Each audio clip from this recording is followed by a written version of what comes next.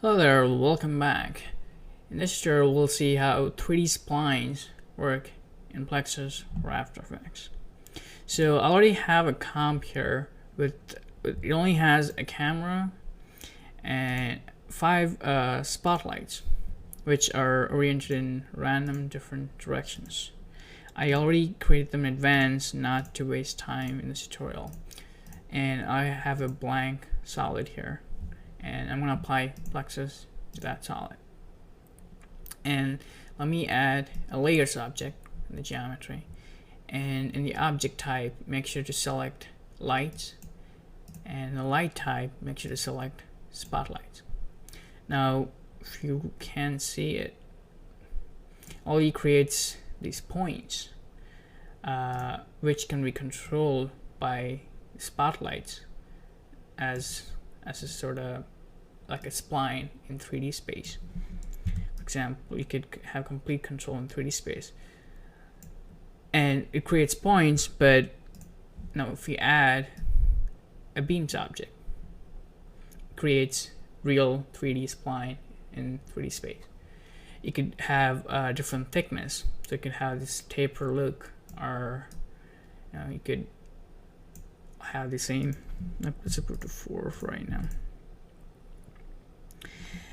And let me turn on the points renderer so you only see the lines. You can actually have more number of vertices, so it creates more smooth looking splines. Let's just put it back to 50. And you can edit this in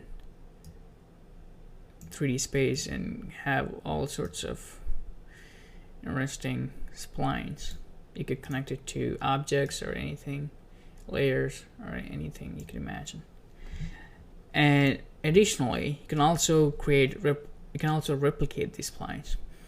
For example, let me put the extrude depth to 0 and make the copies to 20 copies. Now you won't see it. You won't see the splines immediately because I gotta change the axis to say x-axis. And now you'll see a lot of this jagged lines because there are many splines overlapped. So let's rotate it to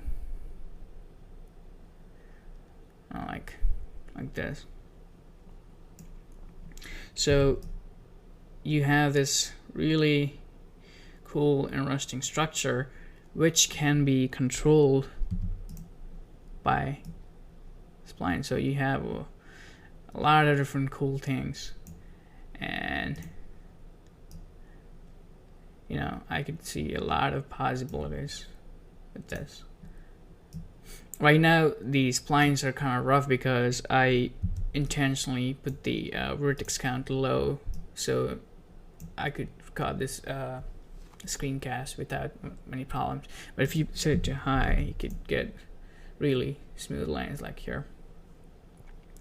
And you can also change the axis here, say to Z, and you have this different kind of look. For example, let me decrease it to back to 50. So yeah, and you could have a lot of different things here with 3D splines. And you can also control the ranges just like in 3D beams. So you could have from 0 to 100, or you could have a specific range. And offset the range as you wish. So that's pretty cool. And you can see, let's change the axis to 0, 1. So now you could have this like really this paint stroke kind of look.